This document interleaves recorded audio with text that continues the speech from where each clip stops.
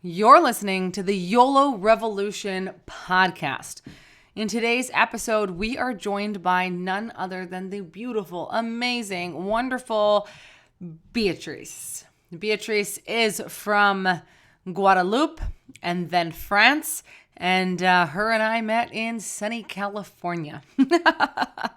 Today, Beatrice is going to be sharing with you her story about how she grew up being bullied, thinking that she couldn't do, have all the things she truly wanted in life, and how she overcame those fears, overcame all of her obstacles, and is now living her very best YOLO life because she understands this is her only life and she's got to get out there and live it to the fullest. I am so excited for you to meet her today and hear her very inspirational, amazing story. So please stay tuned.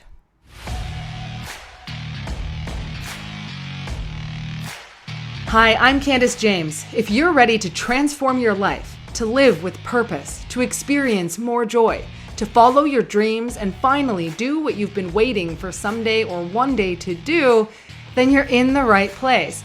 Consider this your warning that you only live once, which is why I've spent the last 12 years using mindfulness-based tools to create and live my best life, traveling the world, becoming a published author, building a successful business, creating joy on demand, and helping others do the same.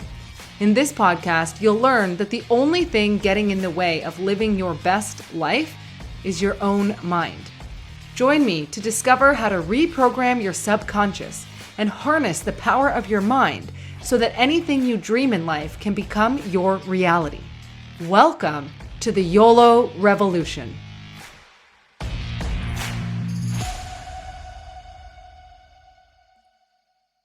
Hello and welcome back. Today, I have a very special guest with me. This is my dear friend, Beatrice. We had met, we were just talking about this about 2.5 years ago, although it's kind of wild to think that. But Beatrice, I'm so glad to have you here. Can you just give a little hello and, who are you? What do you do? And why are you here? Okay, so my name is Beatrice. I'm living in Paris, and so I am a coach there, and I help people, mostly women, to accept who they are and show people that they are more than what they was say in the past. So they were saying about them in the past. So mostly I'm doing that by helping them to grow their business, because as entrepreneurs, they have to prove that they can have sustainable business. And it's not easy to have a sustainable business when you're not trained to do that.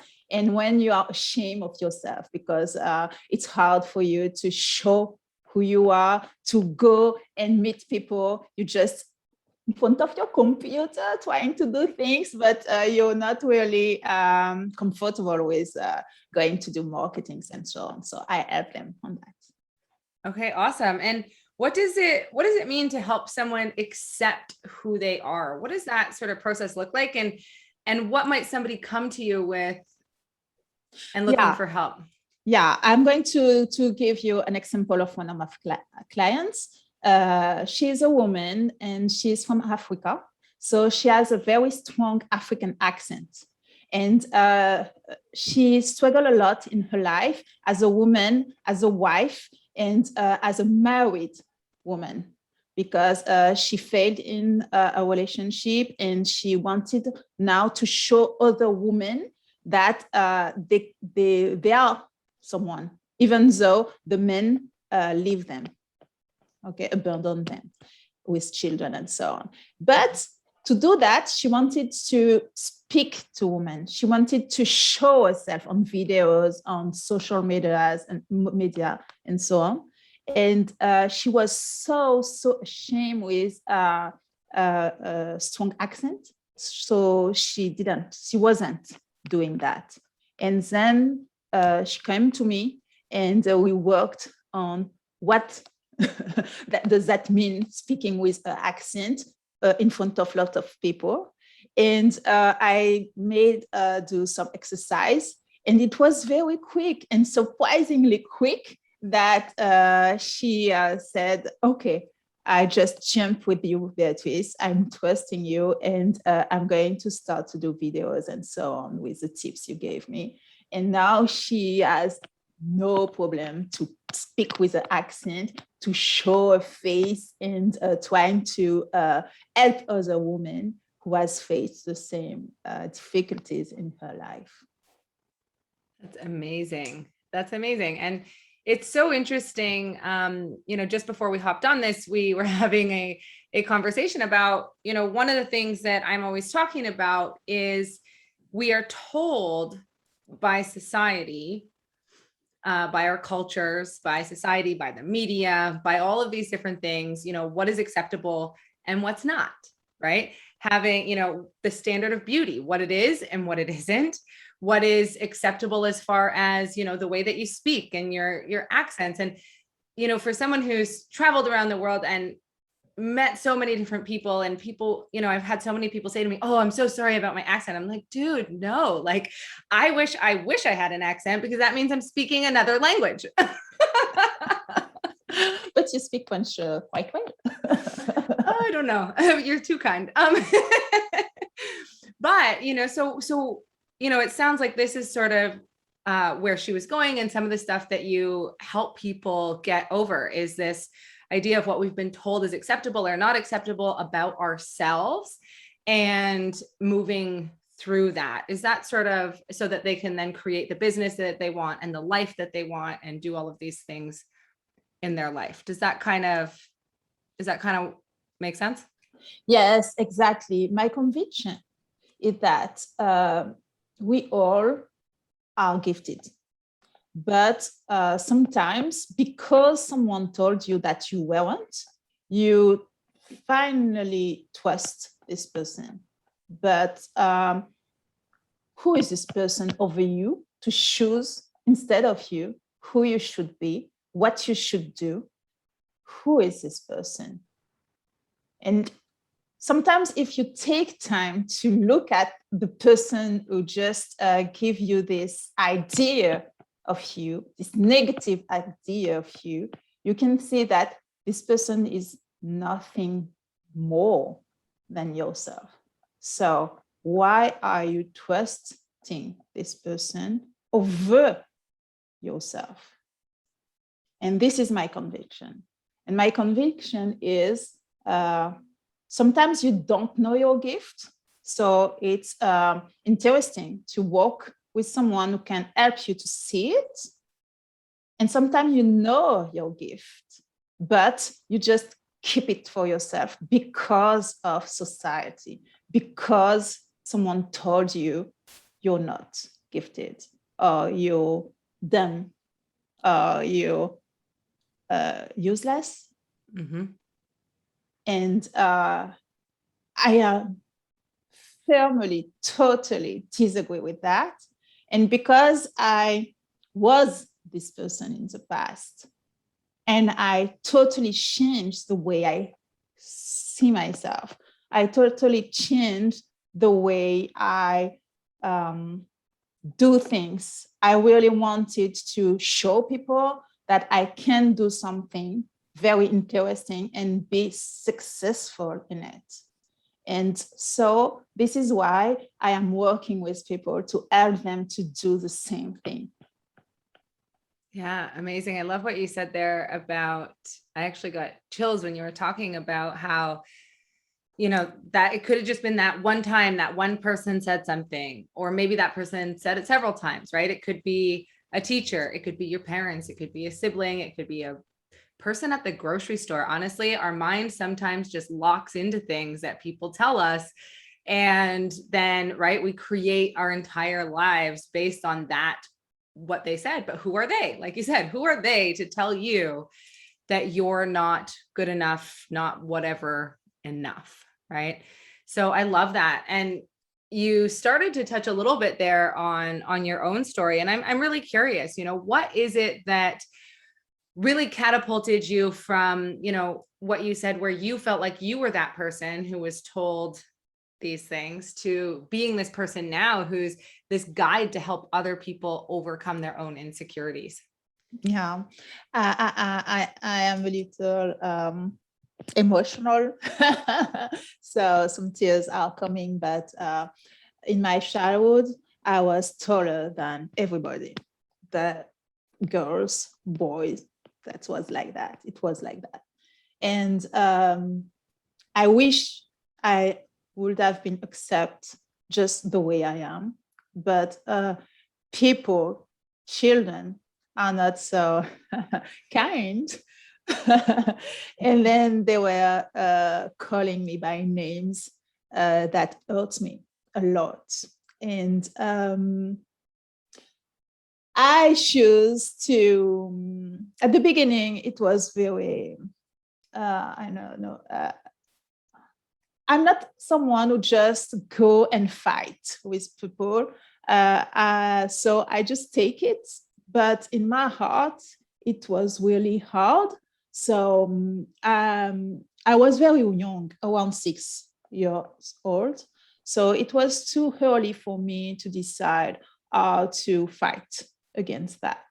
So my little body just chose to be someone apart. Just don't speak to people. Just try to preserve yourself. Just survive. It was just a surviving way of living. Mm-hmm. So that means I will. If I had 3 friends, that was it. I wasn't someone who was speaking, even if in my family. And sorry, I take tissues. And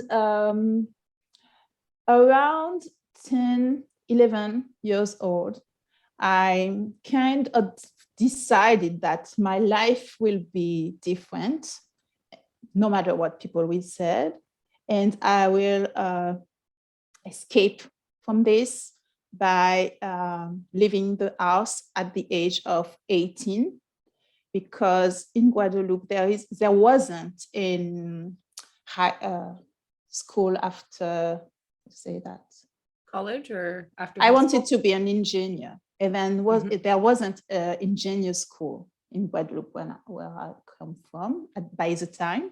So I knew at this age that this will be my salvation, you say that? Mm-hmm. This will be my door to escape. And then I decided to become an engineer at this very age, 11 years old. And I just put myself in school, working at school, and that's it. Because even as I wanted as a teenager going to party was dancing a dance we call in Caribbean island zouk, and you have to dance a man and a woman, but the man wasn't happy to have a very tall girl with them dancing. So you just have the first dance with someone because you were sit on the chair, so it was okay. And then when you stand up and the man just say, ooh, who is she? So it was polite. So he danced one dance with me, and that was it. So you were okay. Even so it was very hard for me. And then that's why now my message for every people, not only women, that even though people are saying that you are dumb, you're not intelligent enough, you're not, I don't know what's enough, don't trust those people. Just trust what you want and who you want to be in this world. Because at the very end, what you want is not have regrets on what you've done, on your on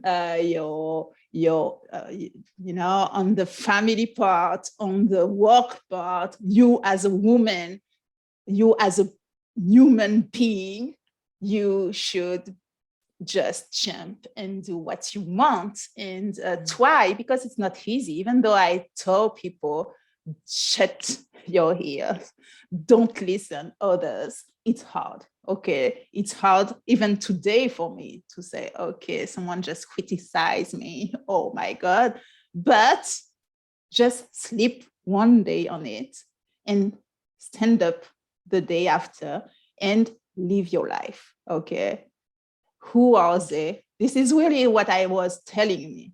Who are they to judge you?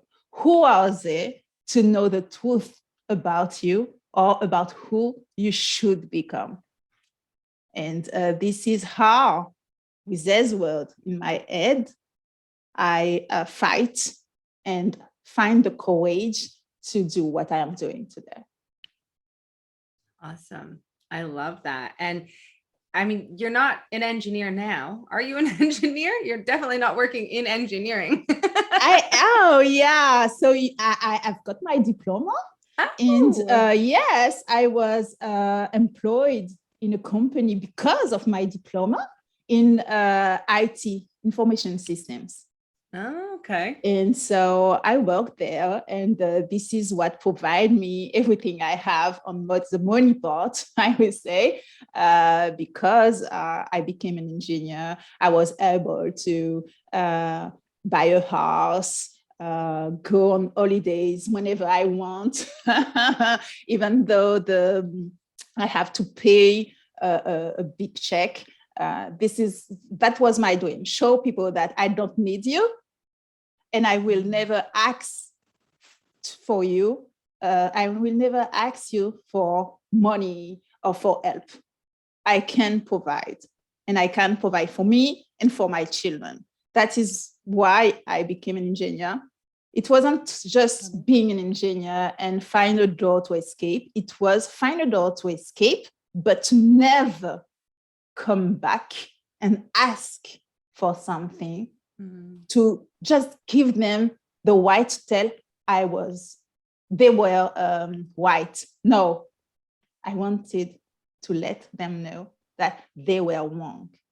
Yep. Amazing. And so, I mean, 11-year-old Beatrice had this real go-getter spirit. You were off on a mission. And what would you say really changed at that time? I mean, I know you spoke to the fact that, you saw this as the way to get out. You saw this as a way to prove to everybody. And now in your life, right, you're working on other areas of business. You're bringing other people up in this world, particularly women who may have gone through similar things, right? And they really need to learn how to shine their own light. And I guess my question is, when, is it now just like a nice, easy road for you? Or is there still times where you start to feel some of those effects of what you've been told in the past? And how do you overcome those so that you keep moving forward instead of getting stuck, which I think is where a lot of people, right? They have these grand ideas. This is what I want to do. And they might start doing them. And then they go, actually, you know what, this is hard. And they recoil, right? Yeah. So what do you do to make sure that if and when, I'm assuming they come up sometimes, these sort of self-doubt or insecurities at some point? Yes, I think that when something really mark you in the past, really make you suffer in the past, I think that it's indelible. You say that in English? You can erase it. You can't erase it. Yep. Okay. So you find ways to go ahead each time. Okay. But sometimes it's come back. And when it comes back, you have to remember what helped you the first time to overcome it. To do it again in a certain way. Of course, it's not just exactly the same action plan, but it's the same kind of mindness. No, it's the same kind of mindset and thinking. You have to find again what helped you in the past, to just think about it again and find the courage to overcome it again. For example, before I decided to become a coach, because I wanted to prove people that I was someone, it was hard for me to decide to switch and say, okay, I'm going to leave some things which provides a lot of great time, money, and so on, to do an insecure thing. What people are going to think about me. I had succeeded. I had succeeded. And now they are going to say, okay, you see, she's nothing now because she have no money anymore. She can't, have a normal life because she needs help and so on. And it was hard for me to take this decision because I was thinking what they are going to think about me. And finally, I remember, but who was it? Why I'm going to let them have the right to tell me who I have to become. And so I decided that I'm going to do it anyway. And I just jumped and said, okay, we'll see. And we'll see, but you have to do the work. But it's not just, I want something and you let it in your head. You have to take it out of your head and put it in action and work, do it, okay? It's not only I want, and one day I will be. It is, I want, one day I will be. So now take your paper, take your pen, and just write what I have to do to become what I decide to become. And really action. The mistake we can do, and I did it, is to said, I have the pen, I have the paper, and I have worked so many things. So I have worked, I have done things. No, paper and pen are not action. Writing on a paper isn't an action to achieve your goal and your dream. You really have to find a way to overcome your fear, whatever stop you, make you struggle. You have to find a way. Sometimes having someone who help you overcome it is easier. Sometimes you are strong enough to find the way and the strongness in yourself to do it by yourself alone. But sometimes someone side by side with you, it's easier. It can be a friend, it can be a husband, it can be, a coach, it can be someone, but it's easier because this person remind you are falling in the gap, the hole of the past. And he can say, oh, be careful. Come back. Yes. And so it's easier. It's helping. Awesome. Thank you. I love that. And I think it's so easy sometimes to have an idea of what you really want. And then sometimes it can feel overwhelming, scary, downright terrifying when you actually have to start putting those steps in place, right? And all those things that the society or the people or the whatever told you start flooding at you, and you just gotta stay on point and say, okay, no, this is not their story. This is my story. And something that I am really passionate about is, not living our lives on those people's stories, right? And that's really a lot to what you spoke to as well, right? It's this idea that why are we going to spend this one life that we have here on earth, that we're guaranteed to have here on this earth? Yeah. I don't know what people's beliefs are, but yeah. This is the one that we're guaranteed right now. And why are we going to spend our lives living out what somebody else is deciding for us, particularly when it's not making us happy? Yes. and it is not easy really, because this is my opinion. You have to fight with your desire to become who you want to become and your desire to please people, I remember for myself, when I decided to become an engineer, my family wasn't very wealthy. There wasn't a lot of money here. But to become an engineer, I need at the beginning that my mother helped me to pay the bill for having a home, a student home. And I remember my brother was very upset because he was telling me, your mother haven't enough money to do that. You should just find a work to do and just work. That's the end. Why do you want to become an engineer? And I remember this was my choice, not his choice. And then I had to make a decision. It was a hard decision, but I didn't want to hear him just cut me from my dream.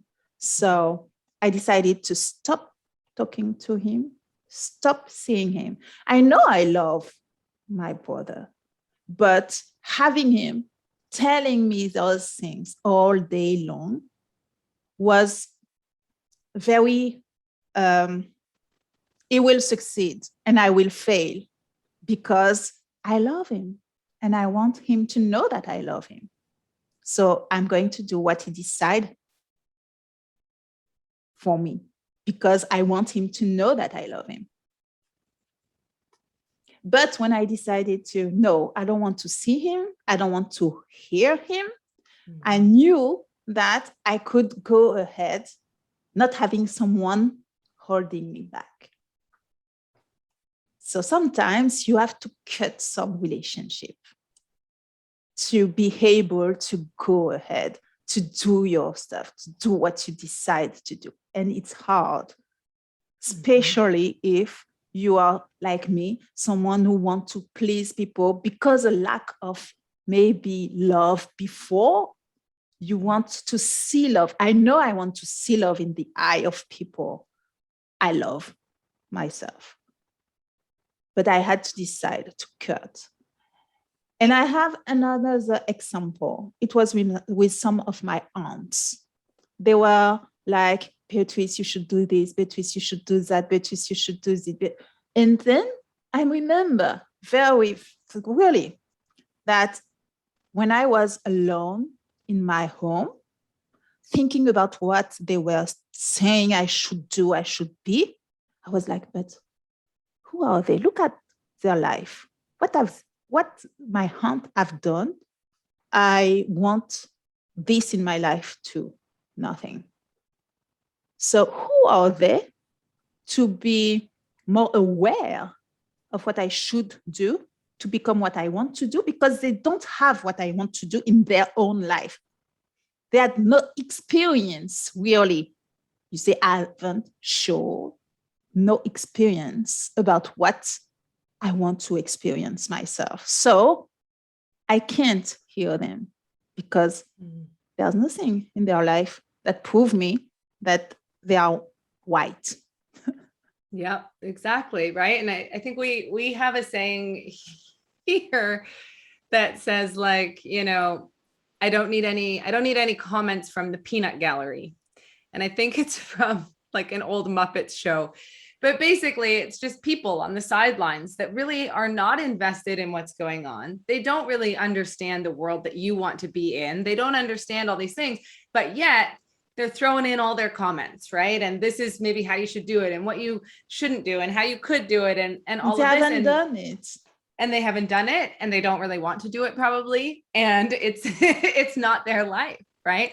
And I think it's so great that you brought that up, because sometimes that is necessary, right? There's people, and in my book, there's an entire chapter on letting go of things that no longer serve you, and being able to just, recognize when something is not serving you, which and oftentimes it's really difficult to cut those ties, like you said, right? aunt, your brother. These are big people in most people's lives. And we have to then say, okay, well, do I sit here and make them happy? Or do I cut that tie? Or even just for now, maybe you come back to it later, maybe you don't, right? But cut that tie for now because it's holding you back. And it's so amazing that you recognize that. And I think most people, if they sit right now and take a moment and think, who is that in my life that's holding me back? They're probably going to think of someone. If they're not where they want to be in life, there's a good chance that they can think of somebody. Yeah, right? yeah, exactly. But the great part is at the very end, those people recognize that you were right to fight from them. My brother, later, but very later, recognized that I was the one who were right and he was the one who were wrong. And if he knew, he would have done the same thing that I've done. See, you're a trailblazer. Yeah.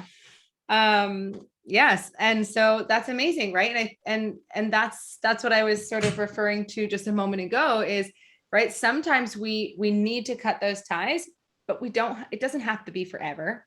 It doesn't have to be this big thing. It's just right now, I can't have that in my life if I'm going to get where I truly need to go. So thank you so much for all of this. Lots to digest, lots to think about. Is there anything else you just want to sort of finish off with and say anything at all to leave our listeners with? Yeah, something that very helped me from being shy or introvert, mostly in my entrepreneur life, was doing storytelling. Really, because when you are shy or introvert, this is not natural for you to go towards people. This is not natural for you to show your work, show yourself. And storytelling, if you like stories, if you like to tell stories, I have 2 kids, so I really love to tell them stories. So I decided to perfection myself in this field. And this is very, very helping.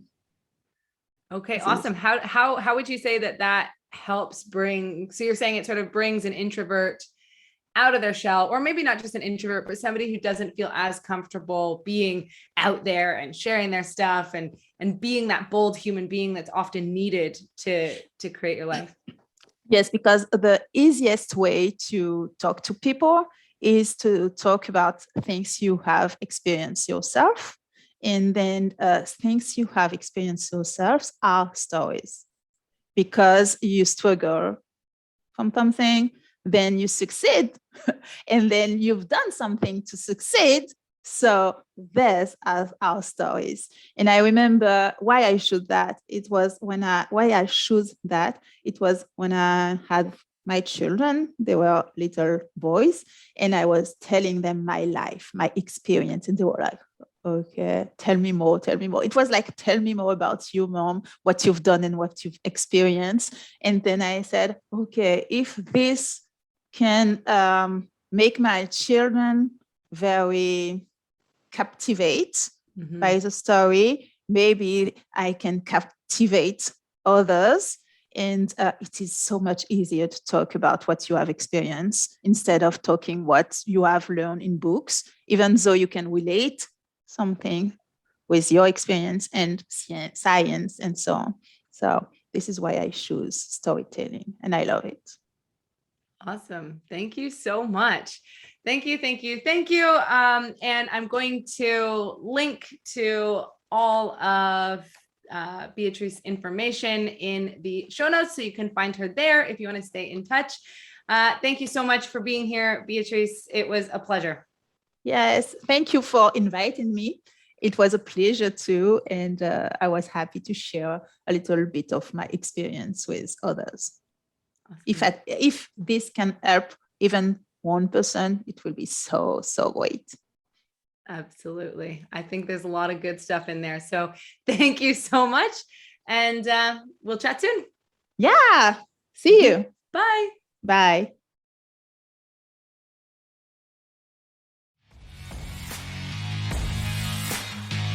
Did you know the number one thing holding people back from achieving their dreams and living their best life is their own mind?